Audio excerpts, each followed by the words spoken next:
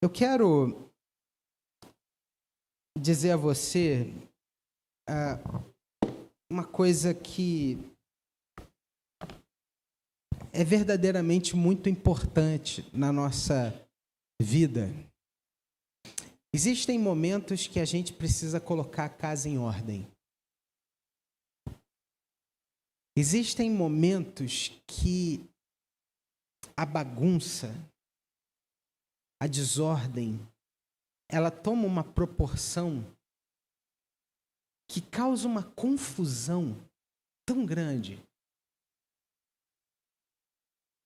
e que Deus verdadeiramente não se agrada. A grande questão é que nós relutamos em consertar algumas coisas, em colocar algumas coisas em ordem. A verdade é que, se nós deixarmos, nós nos acostumaremos com a bagunça. Existem pessoas que estão vivendo com questões que estão aí fora de ordem há muito tempo. E isso já não choca mais. Isso já não incomoda mais. Vou dar um exemplo. Eu conheço pessoas que no passado tinham uma clara convicção de um chamado. Mas a vida levou essa pessoa por caminhos diferentes e algumas coisas aqui dentro saíram do lugar. Existem pessoas que já tiveram um sonho no coração que foi colocado por Deus, mas parece que os entulhos da vida foram subindo e suplantaram esses sonhos de Deus. Eu queria perguntar hoje para você, como está a sua casa? Como está hoje o seu coração? Eu quero ler um texto com vocês que fala um pouco disso. E é um texto que é utilizado hoje no terceiro domingo da Quaresma. A Quaresma é o tempo que antecede a Páscoa. E é interessante a gente pensar sobre isso, porque cristãos no mundo todo hoje estão refletindo sobre essa história. E eu quero que a gente possa se unir a essa reflexão, a essa mensagem que é tão profunda e tão pertinente para nós hoje. Abra sua Bíblia em João capítulo 2. João capítulo 2, do versículo 13 em diante. João capítulo 2, a partir do versículo 13.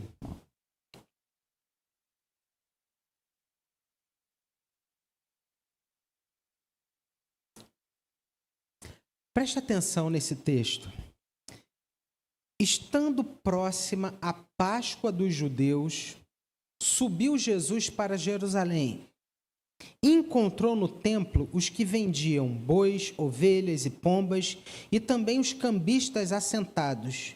Tendo feito um azorrague de cordas, expulsou todos do templo, bem como as ovelhas, os bois, e derramou pelo chão o dinheiro dos cambistas, virou as mesas e disse aos que vendiam as pombas: tirai daqui essas coisas, não façais da casa de meu pai casa de negócio. Lembraram-se os seus discípulos de que está escrito: o zelo da tua casa me consumirá. Perguntaram-lhe, pois, os judeus: que sinal nos mostras para fazeres essas coisas? Jesus lhes respondeu: destruí esse santuário, em 3 dias o reconstruirei. Replicaram os judeus: em 46 anos foi edificado esse santuário e tu em 3 dias o levantarás? Ele, porém, se referia ao santuário do seu corpo. Quando, pois, Jesus ressuscitou dentre os mortos, lembraram-se os seus discípulos de que ele dissera isto e creram na Escritura e na palavra de Jesus.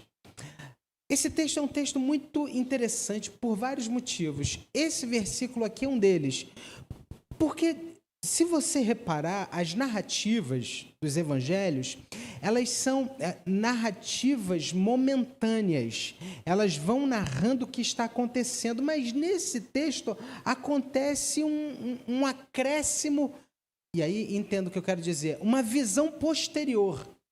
Dificilmente a gente vê o que a gente acabou de ver aqui. A história é narrada e aí entra a palavra de João dizendo: quando, pois, Jesus ressuscitou dentre os mortos, lembraram seus discípulos que ele dissera. É como se João estivesse falando assim, gente, pior que é verdade mesmo. Eu, um discípulo de Jesus, quando ele morreu e ressuscitou, a gente se lembrou que ele tinha falado exatamente isso, que o templo seria destruído em 3 dias e ele iria colocá-lo de pé. Esse texto, esse mesmo texto, ele é narrado nos outros evangelhos. Sendo que, e eu já preguei aqui para vocês sobre isso, há uma particularidade. A particularidade que quando Jesus entra em Jerusalém, ele tem fome. E ele vê no alto de uma montanha uma figueira. A figueira era conhecida por ser uma árvore com uma copa enorme e era utilizada pelos viajantes do deserto. Eles, quando viam uma figueira, eles paravam e descansavam debaixo da figueira, porque ela, além de produzir o figo, ela também proporcionava descanso. E Jesus, ele de longe, vê uma figueira no alto da montanha e ele decide ir até a figueira. E ao chegar lá, ele não encontra fruto nenhum. E ele amaldiçoa aquela figueira. E o texto diz que, do mesmo lugar onde ele estava, ele olha para baixo e vê lá embaixo o templo. E há uma associação entre essas duas passagens, porque o templo tipificava a figueira. O templo representava o que acontecia na figueira. Como era o templo? Vou usar uma expressão aqui que os jovens usam muito. O templo estava bombando. Cheio, ó.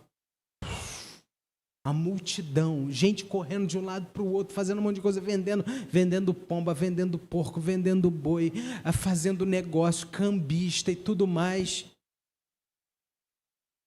E aí é uma condição existencial aqui muito, muito interessante, porque Jesus olha de longe para a figueira, vê muitas folhas e de perto não encontra nenhum fruto. Jesus de longe olha para o templo, vê muita gente e de perto não encontra fé. Isso nos lança uma pergunta muito interessante, porque de longe, o que Jesus vê na nossa vida? De perto, o que ele encontra?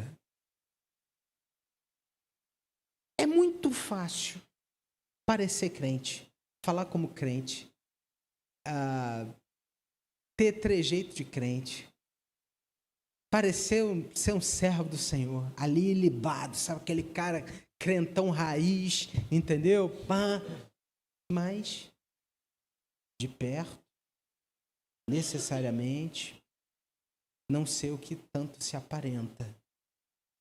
Eu conheço muitas pessoas que falam, pregam e são uma bênção, mas que de perto a gente pergunta, mas será?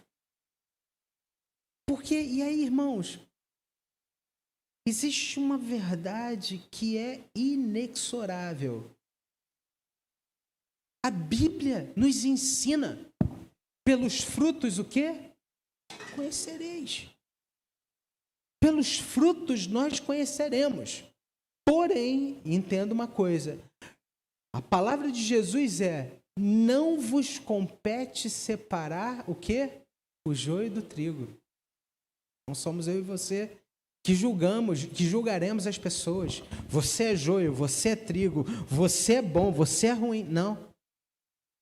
Mas nós precisamos entender que tem muita gente fazendo barulho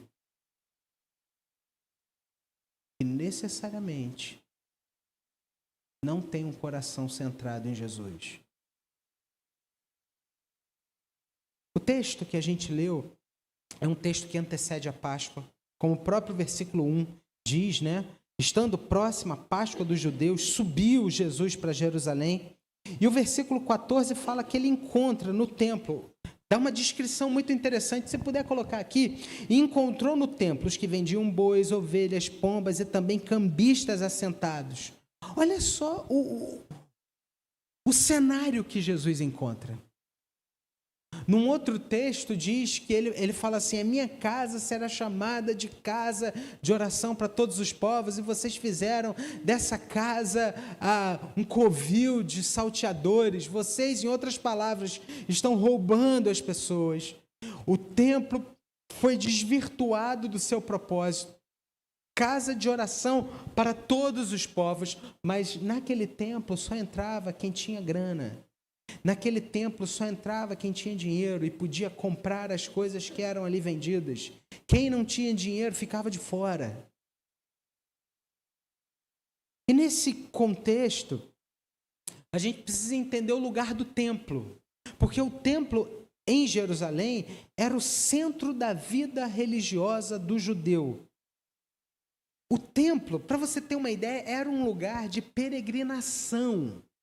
As pessoas de várias partes do Oriente Antigo, em 2 vezes ao ano, nas festas anuais, eles peregrinavam, eles iam até o templo, porque o templo era um lugar de oração, era um lugar de sacrifício, era um lugar de remissão de pecados, era um lugar de perdão, mas naquele tempo, o templo virou um centro comercial, um lugar onde existiam atividades que desviavam o foco da adoração verdadeira ao Senhor.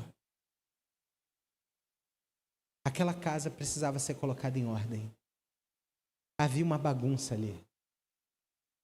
E o texto, ele mostra para a gente que Jesus, ao chegar no templo, ele encontra um lugar, um ambiente corrompido por uma exploração comercial.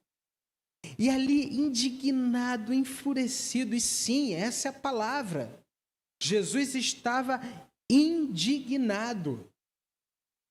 Ele expulsa os comerciantes, os cambistas, os vendedores, derrubando as suas mesas, espalhando as suas moedas. E depois ele diz que o templo, símbolo da presença de Deus, não deveria se tornar em uma casa de comércio. O templo é o lugar que nós nos dirigimos a partir de um convite gracioso que Deus nos faz para que nós adoremos ao Senhor. E eu preciso que você entenda isso, porque você não veio à igreja à toa. Não foi assim, deu um clique hoje, você falou, quer saber, eu vou na igreja? Não. Todas as vezes que você vem na igreja, você vem porque Deus, através do seu Espírito, coloca no seu coração um desejo, um chamado para que você o adore. Quando a gente olha para a palavra igreja, o templo, na verdade, a palavra culto no Antigo Testamento, a palavra culto ela vem de uma palavrinha chamada carral, que significa uma assembleia solene. Logo, o culto é uma assembleia onde Deus convoca o seu povo para adorá-lo. E nesse texto, a gente vê aqui Jesus colocando a casa em ordem. E ele dá algumas lições, que são lições práticas para a minha vida e para a sua vida hoje também. E a primeira ordem que Jesus dá, a primeira orientação que Jesus dá, de maneira clara, contundente, incisiva, é que nós precisamos ter zelo pela santidade de Deus. Nós precisamos cuidar para que haja a santidade do Senhor na nossa casa espiritual, no nosso coração. Zelo pela santidade encontra a sua origem na natureza de Deus. Deus é santo, santo, santo, santo. Ele é santo por excelência.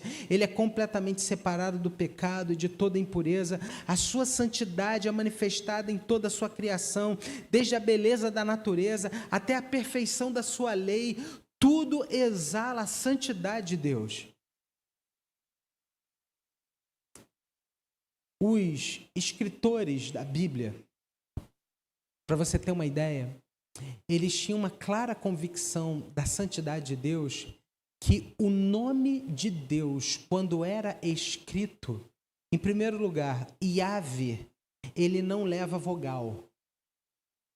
E todas as vezes que um judeu ia escrever a Bíblia e ele chegava na palavra Yahvé, ele parava, ele se banhava, ele se purificava, ele se lavava, porque ele ia escrever o nome do Deus Santo, Santo, Santo. Nós somos criados à imagem de Deus. Eu e você. Você já parou para pensar nisso? Você foi criada à imagem de Deus. Você é chamado a participar da sua vida de santidade. Em Deus não há pecado. E isso significa viver uma vida separada. E aí, essa palavra separada é muito interessante, porque a gente precisa entender o significado disso. Quando a Bíblia diz que nós somos separados desse mundo, não diz que nós seremos uma tribo, que nós vamos nos esconder no mato. Não sei se você já viu o filme, tem um filme, gente, que é fantástico. Eu quero desafiar você a ver. Um filme chamado A Vila. É um filme de suspense. Se você tem medo, assiste de manhã. Não assiste de noite.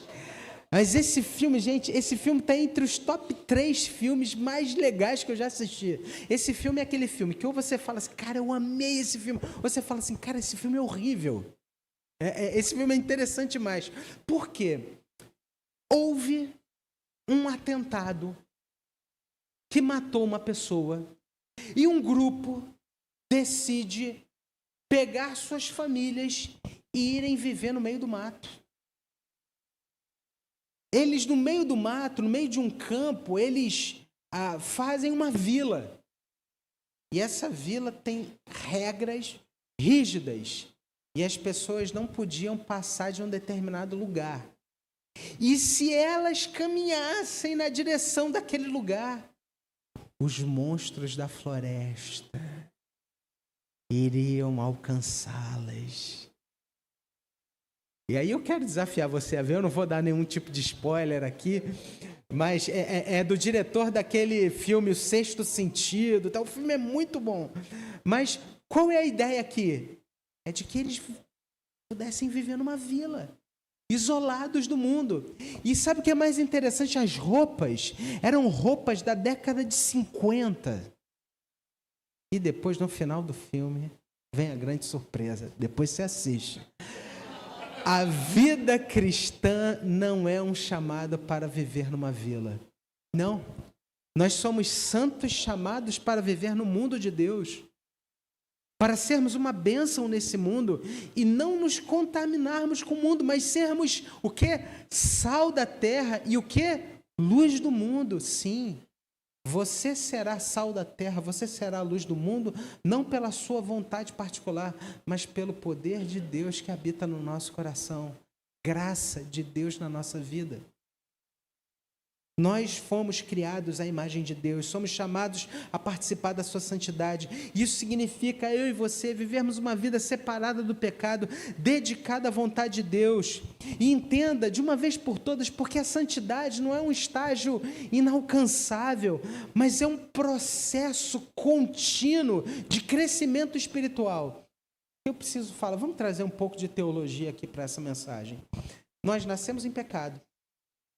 Nascemos em pecado. Em pecado nos concebeu a nossa mãe. É o que diz o texto bíblico. Chega um momento da nossa história em que há um arrependimento para a salvação.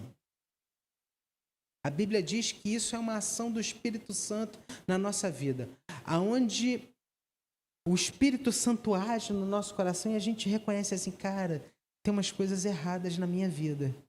Tem algumas coisas que precisam ser mudadas, muita coisa precisa ser mudada.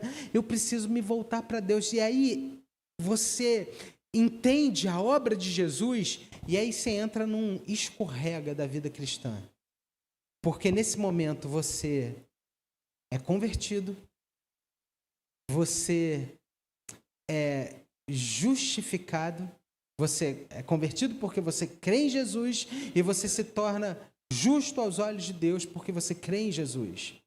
E a partir esse escorrega te leva a um lugar chamado de vida de santidade. A santificação, ela começa no dia da sua conversão e ela vai terminar, sabe quando? No dia que você morrer. Toda a sua vida cristã, você vai viver esse processo chamado de santificação.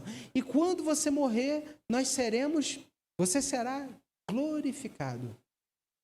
Glorificação.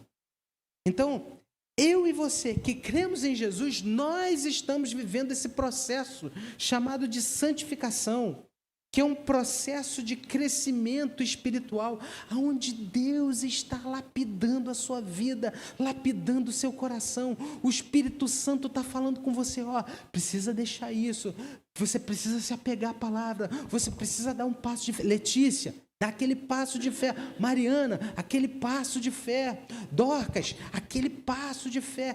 Deixar para trás, se apegar, me amar de todo o coração. É isso. Gente, Deus é tão bom e tão gracioso que Ele olhou para nós em pecado e Ele decidiu nos amar. E através da obra de Cristo na cruz, Ele nos chama para perto, para que a gente viva agora uma nova vida, onde Jesus é o Senhor do nosso coração, onde Ele dirige a nossa história. Nós já não somos mais escravos do medo, nós somos servos do Senhor. Esse é o chamado de Deus para nós, um chamado à santidade. E quando a gente olha para essa mensagem do Evangelho, o Evangelho de Jesus, ele nos oferece esse caminho para a santidade, porque através da fé que nós temos em Jesus, nós somos perdoados dos nossos pecados, nós somos reconciliados com Deus, nós recebemos o dom do Espírito Santo, que agora nos capacita a viver uma vida santa, uma vida agradável a Deus. Gente, é por isso que a gente precisa ter zelo pela nossa santidade. Porque o zelo pela santidade é uma expressão do nosso amor a Deus. O zelo pela nossa santidade é um cuidado pela nossa vida espiritual. E essa santidade, ela não é vivida num ambiente recluso, ela é vivida no mundo de Deus, aonde o Senhor nos convida a dia após dia negarmos a nós mesmos e caminharmos pela fé. Sede santos, porque eu sou santo. Então, eu quero perguntar a você, mas como que você pode viver essa vida de santidade? Existem 4 maneiras, basicamente. Em primeiro lugar, cultive um relacionamento íntimo com Deus. Busque o seu relacionamento íntimo, pessoal com o Senhor. Em segundo lugar, resista à tentação. Entenda uma coisa importante aqui. Tentação não é pecado. Tentação é um convite ao pecado. Você não pode impedir que as aves voem sobre a sua cabeça, mas você pode impedir que elas façam ninho. Quando faz ninho, é pecado. Mas enquanto ela está voando aqui na sua cabeça, se você está vendo voando, dá uns tapas aí, sai daqui. Minha cabeça não é ninho para você, não. Então resista. O pecado nos afasta de Deus, impede o nosso crescimento espiritual e nós devemos resistir à tentação com firmeza e buscar ajuda quando necessário. Você está lidando aí com uma tentação. Procura um irmão mais experiente. Peça ao Senhor ajuda. A gente precisa também, nessa vida de santidade, viver uma vida de amor e serviço. Sirva ao Senhor, buscar em primeiro lugar o reino dos céus e a sua justiça, e todas as demais coisas vos serão acrescentadas. Tem um ditado popular, né? Que mente vazia é o quê? Oficina do diabo, né? Isso não é um versículo, tá bom? Por favor. Mas tem uma certa verdade. Porque quando a nossa cabeça está vazia, a gente fica procurando coisas que não vão nos trazer absolutamente nada. Mas quando você está participando daquilo que Deus te convida a viver e fazer, você não tem tempo para pensar coisa ruim. Em quarto lugar, você pode ter discernimento. Entenda, o mundo ele oferece muitas distrações para nós, que podem nos desviar de um caminho de santidade. E a gente precisa discernir com cuidado as influências que nos cercam. E a gente precisa aprender a escolher o que é bom e agradável a Deus. O reformador João Calvino, ele disse o seguinte: a santidade é a beleza da justiça. Santidade está intimamente ligada a uma vida justa. Ser santo significa viver em conformidade com a vontade de Deus. Ser santo expressa os mandamentos de Deus. Ser santo expressa ser alguém que vive os ensinamentos do Senhor. Uma vida santa é uma vida esteticamente agradável aos olhos de Deus e inspira outras pessoas a viver essa vida de santidade também, a buscarem essa mesma transformação. Quando você é um funcionário, um homem de Deus, uma mulher de Deus no seu trabalho, sabe o que acontece? As pessoas olham para você, dizem assim: caramba, olha, a fulana de tal é diferente. Nossa, ela tem alguma coisa que é? Ela é uma serva do Senhor. Eu quero ser como ela. Eu quero viver como ela. Jesus, ele, quando chega ali naquele templo e coloca aqueles cambistas, derruba aquelas mesas, ele estava falando exatamente isso. Vocês precisam entender que o zelo da casa do Senhor me consumirá. Vocês fizeram do templo algo que ele não deveria ser. A minha casa será chamada casa de oração para todos os povos. Vocês estão pecando porque estão fazendo do templo algo que ele não é para ser.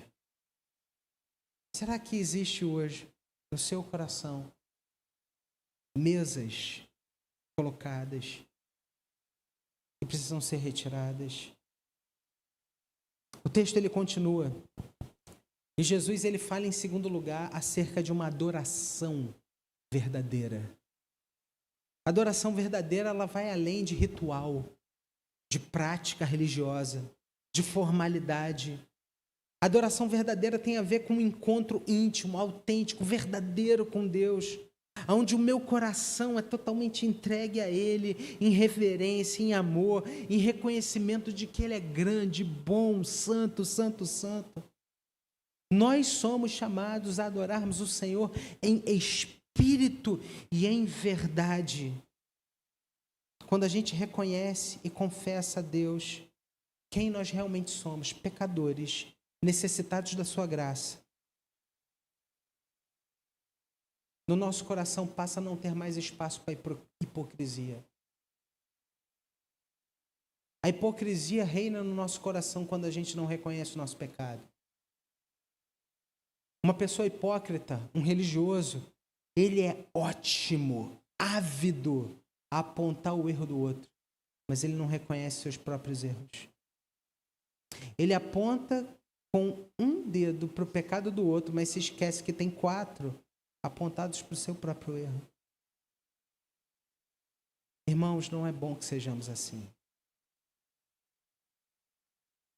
A gente precisa clamar ao Senhor: Pai, miserável homem que sou. Senhor, obrigado, porque mesmo sendo pecador, o Senhor me chama para perto de Ti. Porque o Senhor não levou em consideração a multidão dos meus pecados, mas o Senhor enviou o Seu Filho Jesus para morrer na cruz em meu lugar. E hoje, pela fé que eu tenho no Seu Filho, eu posso viver uma nova vida, adorá-lo, buscá-lo e viver para o Senhor e por meio do Senhor. É essa vida de adoração que Deus nos chama a vivermos. É por isso que a gente precisa romper com a hipocrisia, romper com a religiosidade e sermos verdadeiros diante de Deus. uma adoração verdadeira, uma adoração que expressa a gratidão por tudo aquilo que Deus tem feito e reconhece o amor, a bondade de Deus por nossa vida.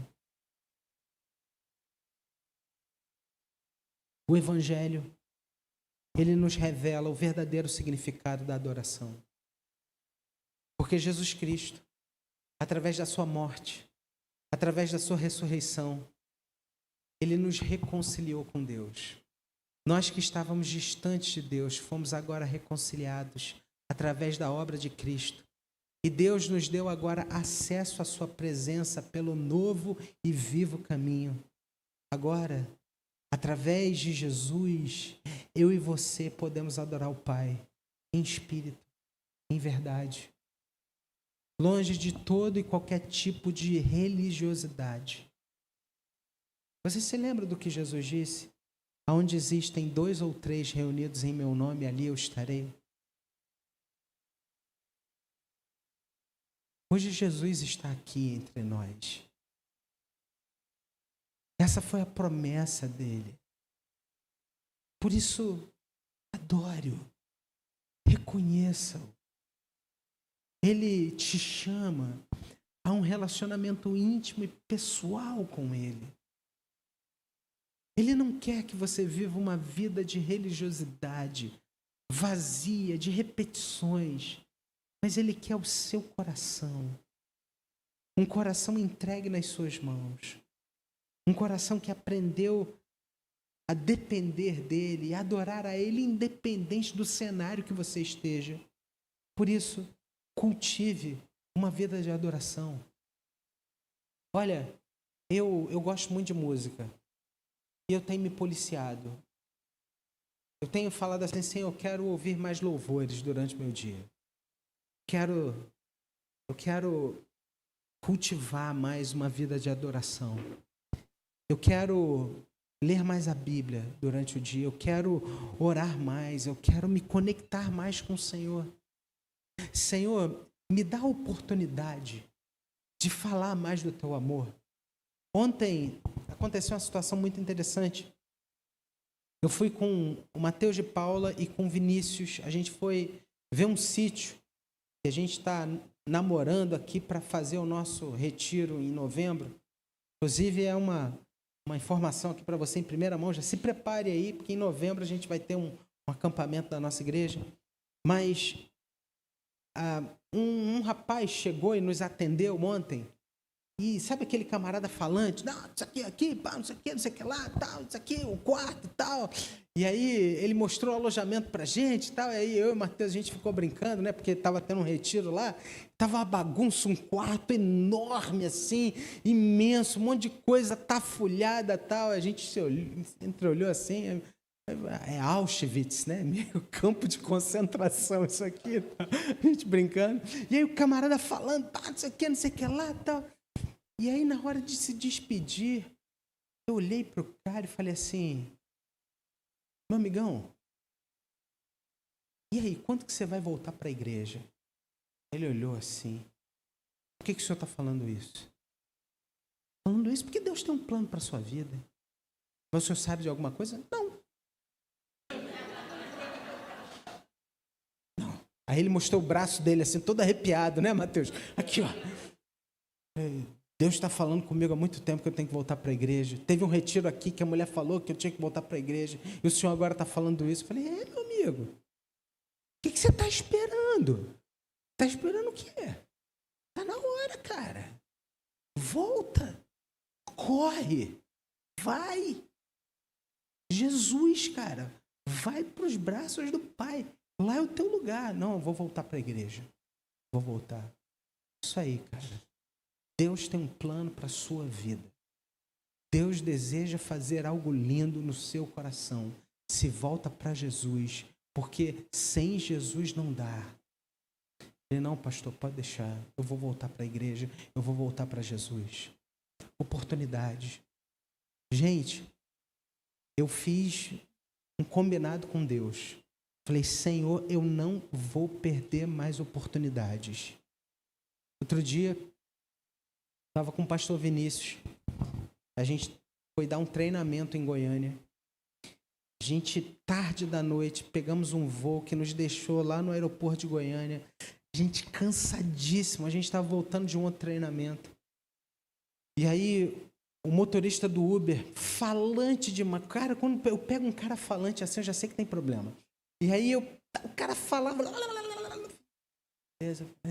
Aí o cara falou assim, não, porque minha mulher se mudou para os Estados Unidos.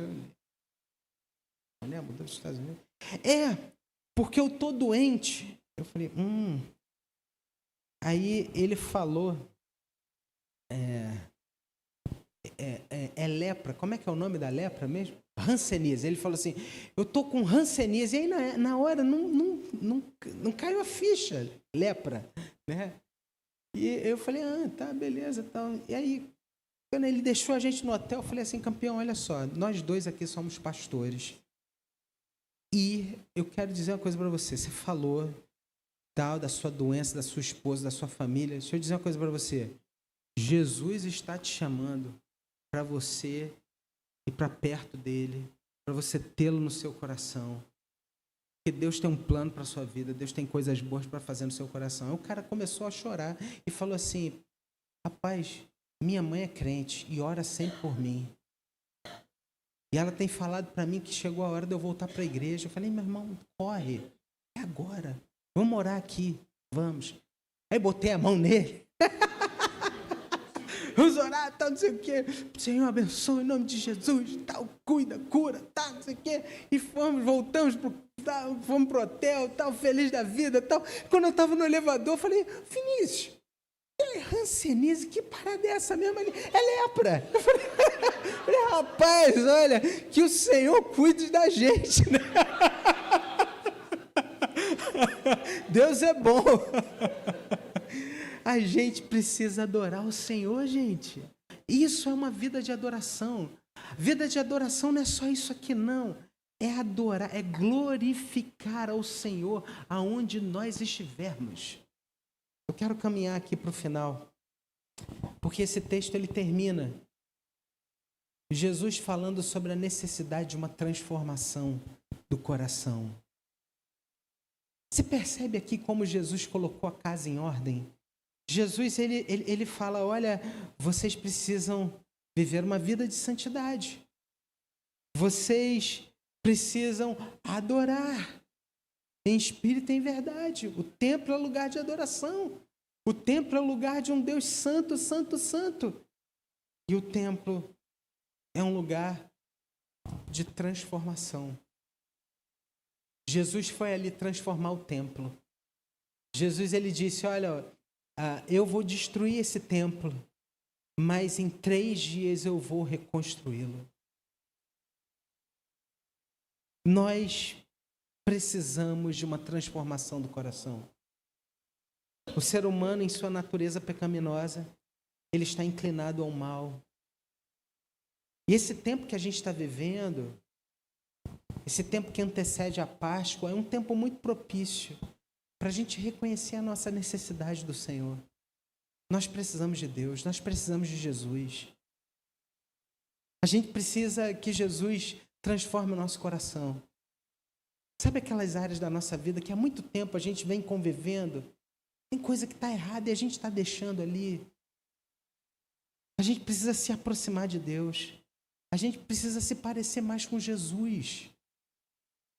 E o Evangelho é a mensagem de que Deus decidiu entrar na nossa vida e vencer a batalha que nós não conseguiríamos vencer por nós mesmos.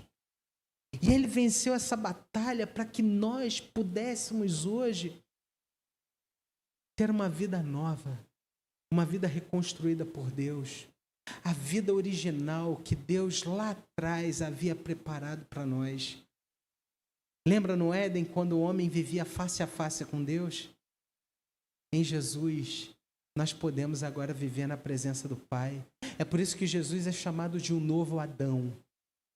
E se nós nos achegarmos a Ele em confiança de todo o coração, nós entraremos por esse novo e vivo caminho, porque Ele é o caminho, Ele é a verdade, Ele é a vida, ninguém vai ao Pai senão por Ele.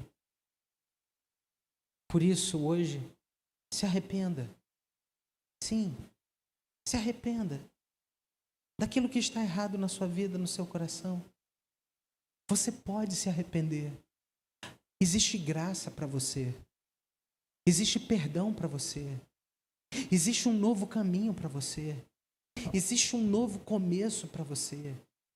Existe um pai de braços abertos te esperando no portão quando você decide voltar para casa. Crê em Jesus. Entenda que Jesus é o seu Salvador. Confesse hoje, Senhor Jesus, eu creio que o Senhor é o meu Salvador. Deixa eu abrir um parênteses aqui.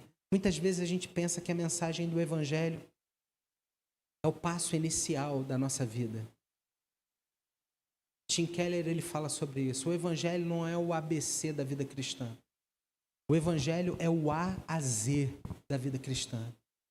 Porque durante toda a nossa vida cristã, a gente vai precisar trazer essa mensagem do Evangelho, que Deus decidiu enviar o seu Filho, Jesus, para morrer no meu lugar, para me salvar, porque eu não conseguiria me salvar por mim mesmo. E sim, existem lutas hoje que você passa, que você vem tentando resolver há muito tempo, e você não consegue. Sabe o que você precisa? Você precisa de um Salvador.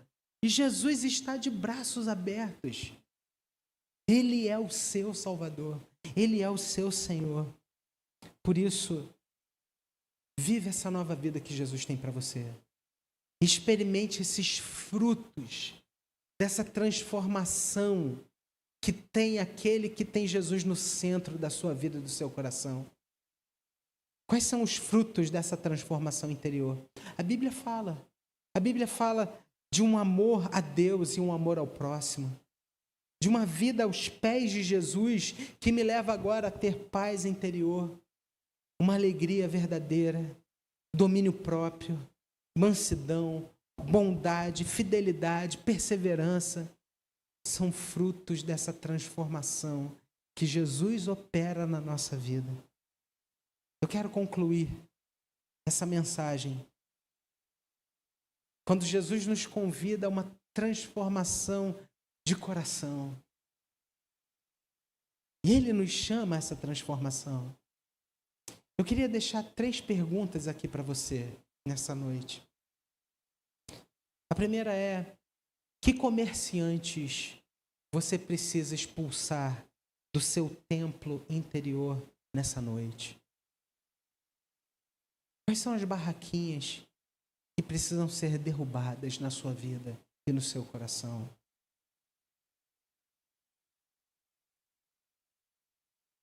Queria que você refletisse sobre as áreas da sua vida que desviam seu foco a Deus, como distração, um vício, um relacionamento equivocado, uma preocupação excessiva. Quais são as barraquinhas que precisam ser derrubadas na sua vida hoje?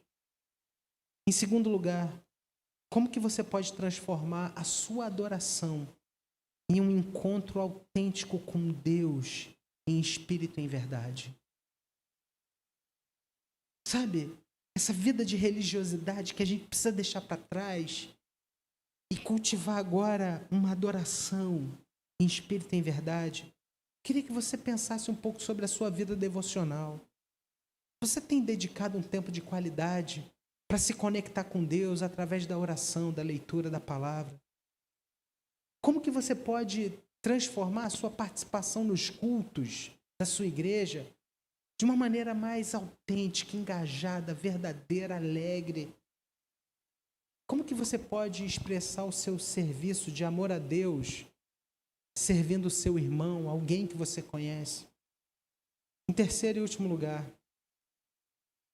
quais são as mudanças que você precisa fazer para que a sua vida reflita cada vez mais a imagem de Jesus? O que precisa ser colocado em ordem no seu coração para que as pessoas olhem para você e vejam Jesus na sua vida?